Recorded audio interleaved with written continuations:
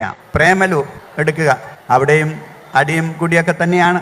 നിങ്ങൾ നല്ലപോലെ ശ്രദ്ധിച്ചത് നോക്കിയാൽ മനസ്സിലാകും. മഞ്ഞുമൽ ബ്രദേഴ്സിൻ്റെ കാര്യം അതെങ്ങനെ അവർ വീട്ടിൽ നിന്ന് ഇറങ്ങിയ നേരം മുതൽ വഴിനീളെ കുടിയും ഛർദിയും മാത്രമാണ്. പ്രേമലു എന്ന സിനിമയിൽ മദ്യപാനം ഉണ്ട്. രണ്ട് ചെറിയ പയ്യന്മാരാണ് വേറൊരു സംസ്ഥാനത്ത് പഠിക്കാൻ പോകുന്നതും അല്ലെങ്കിൽ ജോലി ചെയ്യുന്നതും അവിടെ നിന്ന് മദ്യപിക്കുന്നതായിട്ടുള്ള സീനുകളുണ്ട്. ഓക്കെ. ആവേശം എന്ന സിനിമയിലും നല്ല രീതിയിൽ മദ്യപാനം, അതും വേറൊരു സംസ്ഥാനത്ത് പഠിക്കാൻ പോകുന്ന പിള്ളേര് ചെറിയ പയ്യന്മാരാണ്, 20 വയസ്സിന് താഴെയുള്ള പയ്യന്മാരെ കാര്യം പറയാം. മദ്യപാനം തന്നെയാണ് സിനിമ ഭയങ്കരമായിട്ട് പ്രൊമോട്ട് ചെയ്യുന്നത് അല്ലെ. അത് കഴിഞ്ഞ് നമ്മുടെ മഞ്ഞുമൽ ബോയ്സ് ഒരു റിയൽ ഇൻസിഡന്റ് ആണ്. ആ സിനിമയിലും മദ്യപിക്കുന്നുണ്ട്. അങ്ങനെ തന്നെയാണ് മലയാളികൾ ചിലപ്പോൾ ടൂറൊക്കെ പോണ സമയത്ത് മദ്യപിക്കാറൊക്കെ ഉണ്ട്. ഓക്കെ. അപ്പൊ ഈ 3 സിനിമയെ കുറിച്ചാണ് അച്ഛൻ ഒരു കാര്യം പറഞ്ഞത്. അതായത് നമ്മുടെ സമൂഹം, സിനിമ എടുക്കുന്ന രീതി അതൊക്കെ ഭയങ്കരമായിട്ട് യുവജനങ്ങളെ വഴിതെറ്റിക്കുന്നുണ്ട് എന്ന് പറഞ്ഞിട്ടാണ്. കുറേയൊക്കെ സത്യം തന്നെയാണ്. കാരണം മലയാള സിനിമ നല്ല രീതിയിൽ ഇപ്പോ ഇത്തരം കാര്യങ്ങൾ സപ്പോർട്ട് ചെയ്യുന്നുണ്ട് എന്ന് തന്നെയാണ് പറയേണ്ടത്. അപ്പൊ ഇതൊക്കെ കാണുമ്പോൾ ചില ആളുകൾ പറയും 90s കിഡ് അല്ലെങ്കിൽ 80s അമ്മാവന്മാർ, അങ്ങനെ തന്നെ പറയുള്ളൂ. എല്ലാ ജനറേഷനിലും ഉണ്ട് ഈ അമ്മാവന്മാര് അല്ലെങ്കിൽ ഇങ്ങനെ കാര്യങ്ങൾ പറയുന്ന ആളുകൾ. ഓക്കെ. ഇപ്പോ ഇദ്ദേഹം പറഞ്ഞിട്ടുള്ളത്, ഈ അച്ഛൻ പറഞ്ഞ കാര്യം എന്താ വെച്ചാൽ, ഈ യുവജനങ്ങള് നല്ല രീതിയിൽ മുന്നോട്ട് പോകാൻ സിനിമ എന്ന മാധ്യമം നല്ല രീതിയിൽ സ്വാധീനം ചെലുത്തുന്ന, നല്ല രീതിയിൽ ഈ പോവാനും മോശപ്പെട്ട രീതിയിൽ പോകാനും സ്വാധീനം ചെലുത്തുന്ന ഒരു മാധ്യമമാണ് സിനിമ. അത് കഴിഞ്ഞ സോഷ്യൽ മീഡിയയിൽ വരുന്ന പല റീലുകളും അല്ലെ. അപ്പോൾ ഏതൊരു സിനിമയും നമ്മൾ ആ രീതിയിൽ തന്നെയാണ് കാണുന്നത്, എന്റർടൈൻമെന്റ്. പക്ഷേ അതിൽ ചില അപകടങ്ങൾ കൂടി ഉണ്ട്. ഇങ്ങനെയുള്ള കുറെ സിനിമകൾ വരുമ്പോൾ മദ്യപിക്കാനും അല്ലെങ്കിൽ മറ്റുള്ള ലഹരി പദാർത്ഥങ്ങൾ ഉപയോഗിക്കാനും ഒരു താല്പര്യം തോന്നും. സിനിമകളുടെ പ്രത്യേകത അങ്ങനെയാണ്. അത് നമ്മളുടെ ഉള്ളിൽ നല്ല രീതിയിൽ സ്വാധീനം ചെലുത്തുന്നുണ്ട് അല്ലെ. പക്ഷേ ചില ആളുകൾ ഇപ്പൊ ഈ അച്ഛൻ പറഞ്ഞതിനെതിരെ ഭയങ്കരമായിട്ട് ശബ്ദിച്ചു എന്നുള്ളതാണ്. അദ്ദേഹം പറഞ്ഞതിൽ ഒരു തെറ്റുമില്ല. ഞാൻ അദ്ദേഹം പറഞ്ഞ വാക്കുകളോട് യോജിക്കുന്നു.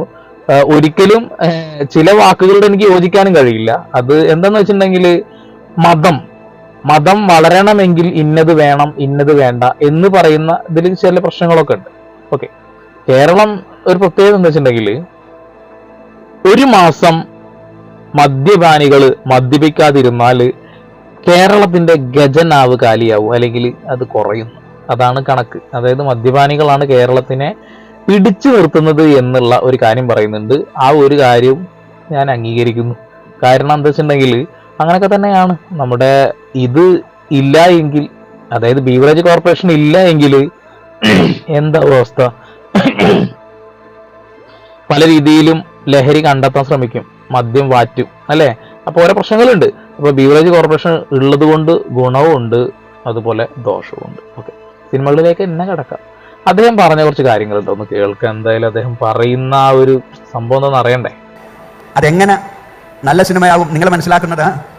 ഒരാളെ അപകടത്തിൽ പോയപ്പോൾ പോലീസും ഫയർ സർവീസും ഒക്കെ ഒന്നും ചെയ്യാതിരുന്നപ്പോഴും അവരുടെ കൂട്ടത്തിൽ ഒരാൾ ഇറങ്ങി ആ 120 അടി താഴ്ചയുള്ള ആ കുഴിയിലിറങ്ങി ആ വീണയാളെ രക്ഷിക്കാനായിട്ട് ശ്രമിക്കുന്നതാണ് നല്ല കാര്യം.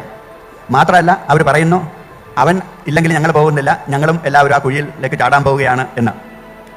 പക്ഷേ ഒരു കാര്യം ആലോചിച്ചേക്കണം. അവർ വീട്ടിൽ നിന്ന് ഇറങ്ങിയ നേരം മുതൽ വഴിനീളെ കുടിയും ഛർദിയും മാത്രമാണ്. അപ്പോൾ ഇടക്കൊന്ന് കാണിക്കും പുകവലി ആരോഗ്യത്തിന് ഹാനികരമാണ്, മദ്യപാനം അത് ആരോഗ്യത്തിന് ഹാനികരമാണെന്ന്. എന്നിട്ട് ഫുൾ ടൈം ഛർദിയാണ്, കുടിച്ചു മറിയുകയാണ്. അപ്പം നിങ്ങൾ ആകർഷിക്കപ്പെടുന്നത് ഇപ്പോൾ കുടി വലി എന്നൊക്കെ പറയുന്നത് വലിയൊരു കാര്യമല്ലാതെ.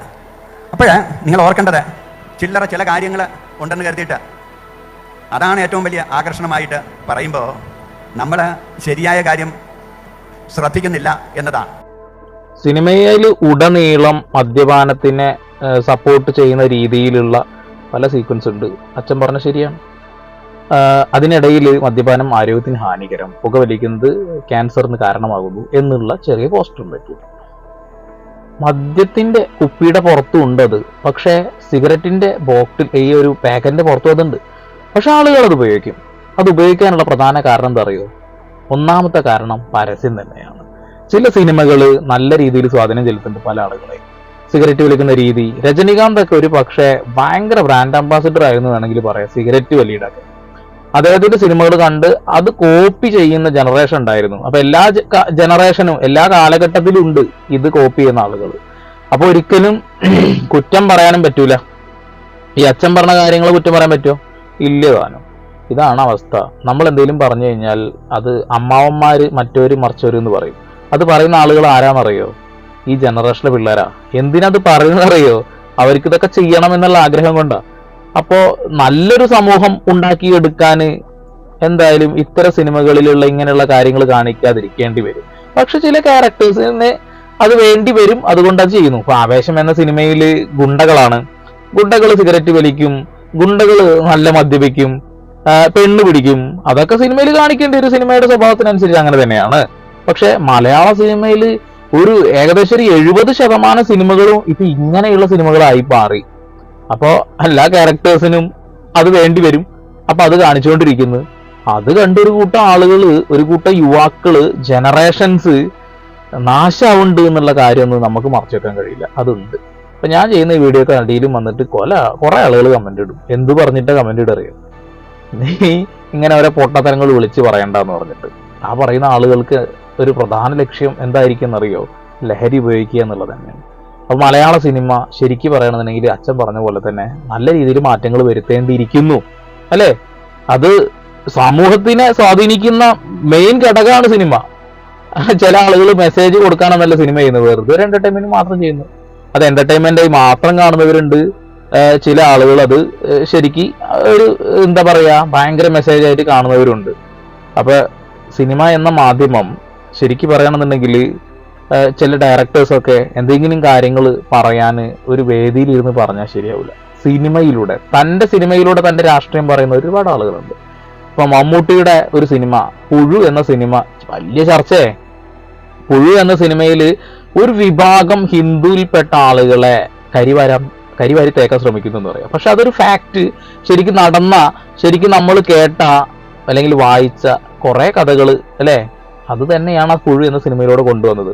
അപ്പോൾ രാഷ്ട്രീയം പറയുന്നില്ല എന്നും അതാരും കോപ്പി ചെയ്യുന്നില്ല എന്നൊന്നും പറഞ്ഞുകൊണ്ടിരിക്കാൻ ആർക്കും കഴിയില്ല. പള്ളിയിൽ അച്ഛൻ പറഞ്ഞ കാര്യം അത് അച്ചട്ടാണ്. ചില സിനിമകൾ ശരിക്ക് ഇവിടുത്തെ ജനറേഷൻ നശിപ്പിക്കുന്നുണ്ട്. അപ്പൊ അത്രയേ ഉള്ളൂ. മലയാള സിനിമ ശരിക്കും പറയണമെന്നുണ്ടെങ്കിൽ നല്ല കഥകളിൽ നിന്ന് മാറിയിട്ട് ഇത്തരം രീതിയിലേക്ക് മാറുന്നുണ്ട് എന്ന് ഒരു സൂചന തരുന്നു എന്നേ ഉള്ളൂ. അദ്ദേഹം പറഞ്ഞതും കാര്യമാണ്. ഞാൻ പറഞ്ഞ എന്തെങ്കിലും കാര്യമായിട്ട് ഇങ്ങ് തോന്നുന്നുണ്ടെന്നുണ്ടെങ്കിൽ വേണമെന്നുണ്ടെങ്കിൽ ഷെയർ ചെയ്യാം. ഇഷ്ടപ്പെടുകയാണെങ്കിൽ ചാനൽ സബ്സ്ക്രൈബ് ചെയ്യാം. അത്ര പറയാനുള്ളൂ. അപ്പോൾ ഇത് കണ്ടിട്ട് ഇതിൻ്റെ അടിയിൽ വന്ന് കുറേ ആളുകൾ കമൻ്റ് ഇട്ടേ. അപ്പം അതുകൊണ്ട് പറഞ്ഞതാണ്. കുട്ടികളൊക്കെ കൈയടിച്ചു. പ്രേമലു എന്ന പേര് കേട്ടപ്പോൾ തന്നെ കൈയടിച്ചു. ആവേശം എന്ന പേര് കേട്ടപ്പോഴും കൈയടിച്ചു. മഞ്ഞുമൽ ബോയ്സ് എന്ന പേര് കേട്ടപ്പോഴും കൈയടിച്ചു. ഒരു സിനിമ കാണുന്നു, അവരത്ര ചിന്തിച്ചോളൂ. ശരി, കാണാം.